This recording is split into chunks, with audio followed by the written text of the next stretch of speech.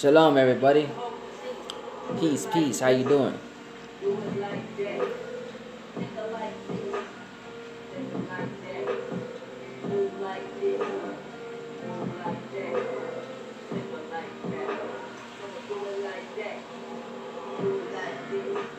Um. So I'm sorry.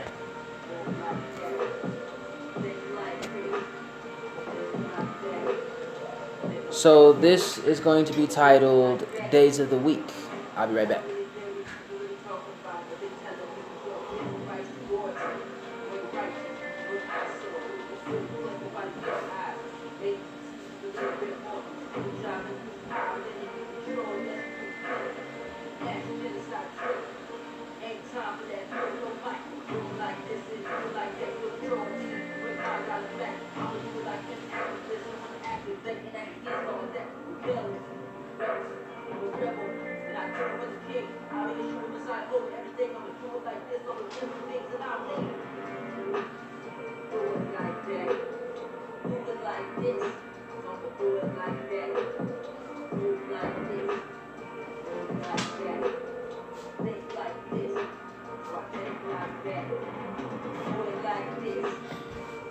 Okay, so days of the week. I'm gonna read what its origins are first, and we're gonna go from there. Okay, so the ancient origins of the days of the week, the weekdays' pagan origins, the pagan gods, and the naming of the days. So we speak the names of the gods on a daily basis, and most people do not even realize it. Every day of the week, religious and non-religious people alike follow the old pagan tradition of giving thanks to the gods of old. In ancient Mesopotamia, astrologers assigned each day of the week the name of a god. In a culture where days were consumed by religion, it is unsurprising that the days of the week were made in homage to the gods believed to rule the lives of mortals. Many centuries later, the Romans, upon beginning the use of the 7-day week, adopted the names of the week to fit their own gods. These were then adopted by Germanic people, who also adjusted the names according to their gods. It is predominantly these Germanic and Norse gods that have lived on today in the days of the week, which are outlined below. Sunday, as you may be able to guess, is the sun's day, the name of a pagan Roman holiday. In many folklore traditions, Sunday is believed to be a lucky folklore tradition, or a lucky day for babies born. Many societies have worshipped the sun and sun gods.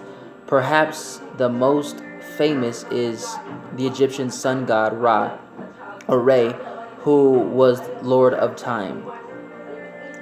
Monday comes from the Anglo-Saxon Monendag, which is the moon's day.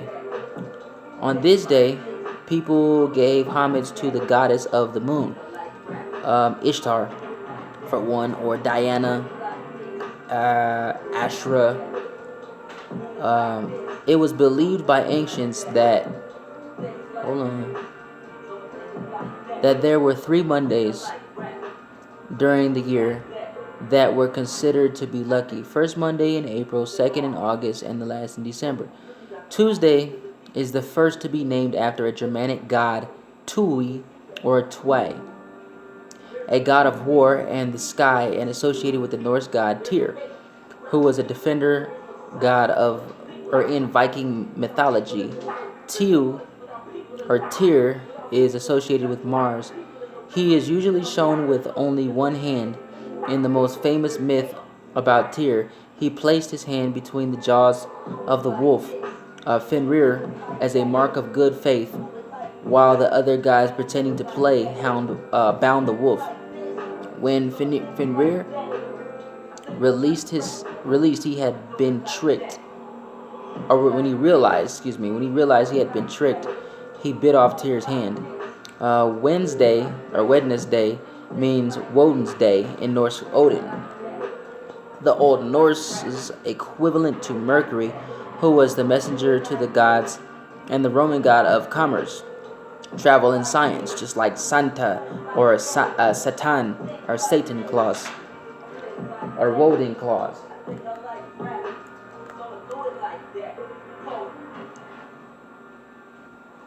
Um, he was considered the chief god and leader of the wild hunt in Anglo-Saxon mythology, but the name directly translated means violently insane headship. Not exactly the name of a loving and kind god. Woden was the ruler of Asgard, the whole of the gods. Babylon the Great Whore, mother of all harlots and mother of all whoredoms. Yeah, sounds a lot like his wife, right? Santa's ho ho ho. And is able to shift and change into different forms. Thursday was Thor's day, named after the Norse god of thunder and lightning, and is the Old Norse equivalent to Jupiter. Thor is often depicted holding a giant hammer, and during the 10th and 11th centuries, when Christians tried to convert the Scandinavians, many wore emblems of Thor's hammer as a symbol of defiance against the new religion. Friday is associated with Freya, the wife of Woden, and the Norse goddess of love, marriage, and fertility, who is equivalent to Venus, the Roman goddess of love, or some call it Aphrodite. Lastly, Saturday derives from Saturn's day, a Roman god associated with wealth, plenty, and time. It is the only English weekday still associated with a Roman god, Saturn. The Hebrews called Saturday the Sabbath, meaning day of rest. The Bible identifies Saturday as the last day of the week. The seventh-day week originates in the ancient Babylon, prior to 600 BC, when time was marked with the lunar cycle, which experienced different seventh-day cycles. A millennium later, Emperor Constantine converted Rome to Christianity and standardized the seventh-day week across the empire. Rome may initially have acquired the seven-day week from the mystical beliefs of Babylonian astrologers, but it was the biblical story of creation, God making the heavens and earth and resting on the seventh day, that will have led the first Christian emperor of Rome to make sure it endured to this day. And one thing I definitely want to talk about dealing with that. Sorry, my nose itches.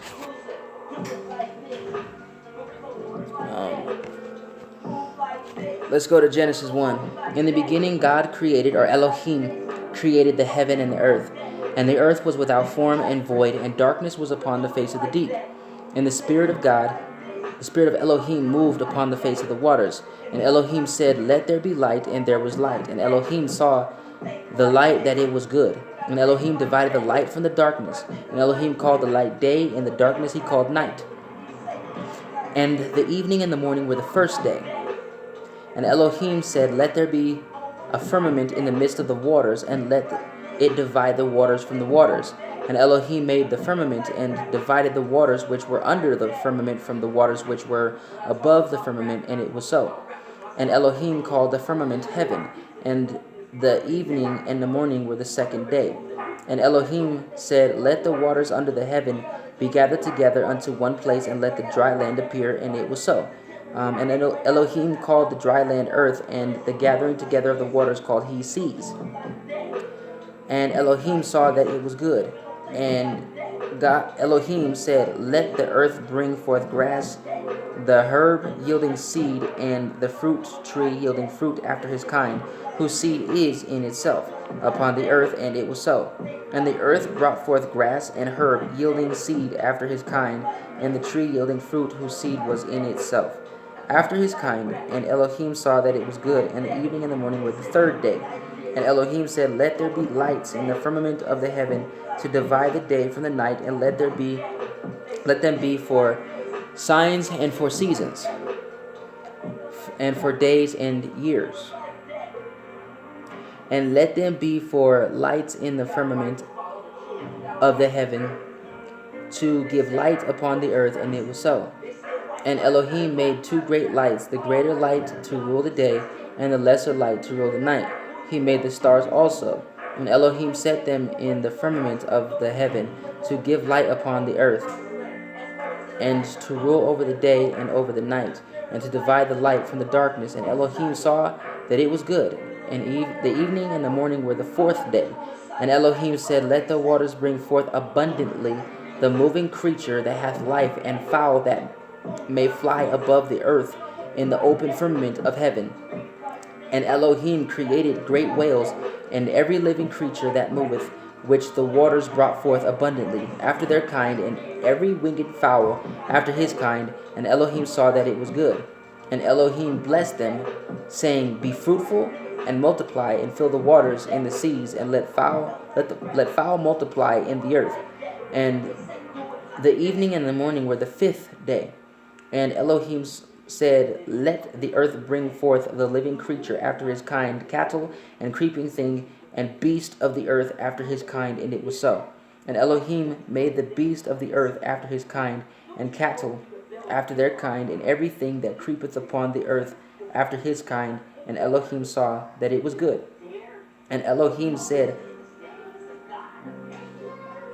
let us make man in our image, after our likeness, and let them have dominion over the fish of the sea, and over the fowl of the air, and over the cattle, and over all the earth, and over every creeping thing that creepeth upon the earth.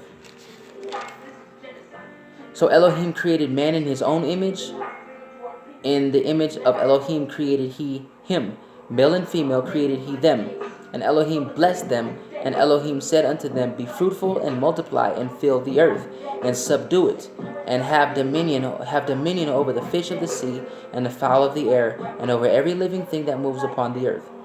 And Elohim said, behold, I have given you every herb bearing seed, which is upon the face of all the earth, and every tree in which is the fruit of a tree yielding seed. To you it shall be for food. So again, the original food we were given were fruits and vegetables, herbs. Fruits, herbs, and vegetables, everything that yielded seed.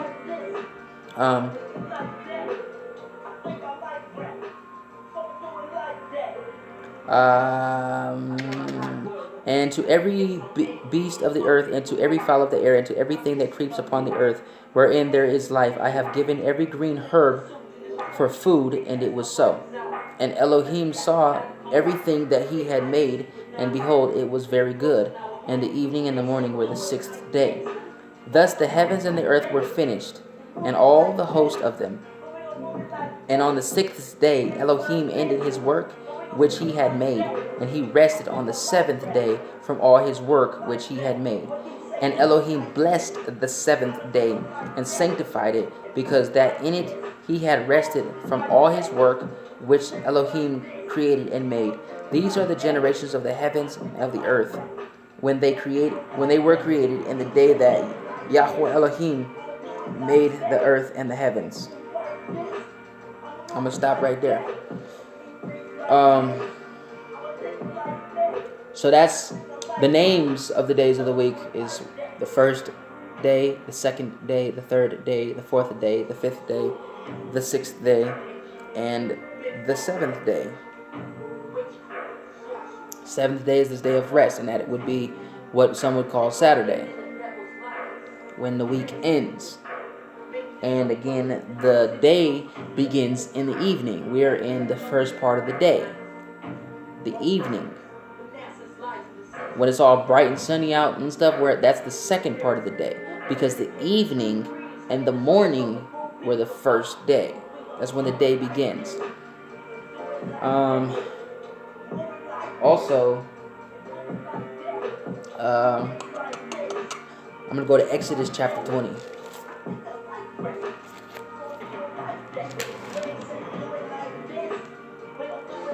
And Elohim spake all these words, saying, I am Yahweh Elohim, thy Elohim, which have brought thee out of the land of Egypt, out of the house of bondage.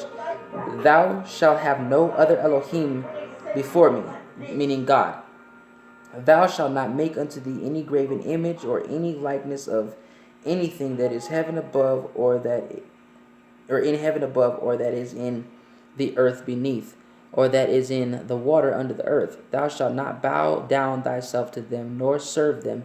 For I, Yahweh, thy Elohim, am a jealous God, or El, visiting the iniquity of the fathers upon the children unto the third and fourth generation of them that hate me.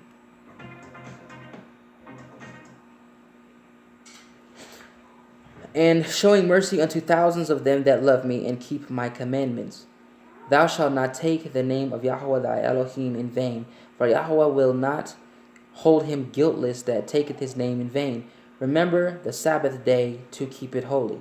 6 days shalt thou labor and do all thy work, but the seventh day is the Sabbath day of Yahweh thy Elohim. In it thou shalt not do any work, thou nor thy son, nor thy daughter, thy manservant, nor thy maidservant, nor thy cattle, nor thy stranger that is within thy gates. For in 6 days Yahweh made heaven and earth, the sea, and all that is in them, or all that in them is, and rested the seventh day. Wherefore Yahweh blessed the Sabbath day and hallowed it. Honor thy father and thy mother, that thy days may be long upon the land which Yahweh thy Elohim giveth thee. Thou shalt not murder, thou shalt not commit adultery, thou shalt not steal, thou shalt not bear false witness against thy neighbor, thou shalt not covet thy neighbor's house, thou shalt not covet thy neighbor's wife, nor his manservant, nor his maidservant, nor his ox, nor his ass, nor anything that is thy neighbor's. There we have it. That's a confirmation. So this is the right way, the true way, the only way. John 3:16. Hallelujah. Shalom.